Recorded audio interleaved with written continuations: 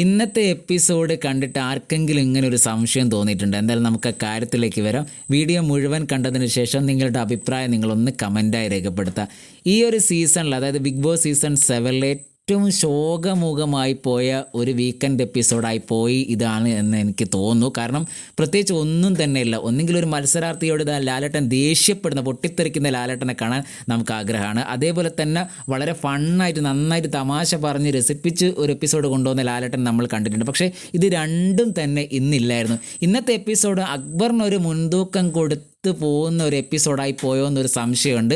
അതേപോലെ അക്ബറിൻ്റെ പാവം മോഷ്ടിച്ചത് അതൊരു കോടതി ടാസ്കൊക്കെ ഒരുക്കി അതൊക്കെ തെളിയിക്കുന്ന രീതിയിലേക്ക് മാത്രമായി പോയി. പിന്നെ അനുമോളെ ഒന്ന് രണ്ട് കാര്യങ്ങൾ അത് അനുമോളെ മെല്ലനെ അത് പറഞ്ഞ് അവിടെ ചമ്മിച്ച് അവിടെ ഇരുത്തുന്ന ഒരു രീതി മാത്രമേ കണ്ടിട്ടുള്ളൂ. മറ്റ് മത്സരാർത്ഥികൾക്കൊന്നും ഇന്ന് വലിയ പ്രാധാന്യമൊന്നും ഉണ്ടായിരുന്നില്ല. അതായത് അനീഷ് ആയാലും ഷാനവാസ് ആയാലും ആദില, നൂറ, ലക്ഷ്മി, സാബുമാൻ, പിന്നെ നെവിൻ ഒന്ന് രണ്ട് തമാശ പറഞ്ഞ് പോയി എന്നല്ലാതെ ഇന്നത്തെ എപ്പിസോഡ് ശരിക്കും പറഞ്ഞാൽ ഒരു നനഞ്ഞ പടക്കമായിപ്പോയി. അക്ബറിന് വേണ്ടി ഒരുക്കിയ ഒരു എപ്പിസോഡ് പോലെ ആയിപ്പോയി. കാരണം അക്ബറിന് മാത്രമേ ഇന്നൊരു പ്രാധാന്യം ഉണ്ടായിരുന്നുള്ളൂ. എന്തായാലും നിങ്ങൾക്ക് ഇങ്ങനെ ഒരു സംശയം തോന്നിയിട്ടുണ്ടെങ്കിൽ ഒന്ന് കമൻറ്റായി രേഖപ്പെടുത്തുക.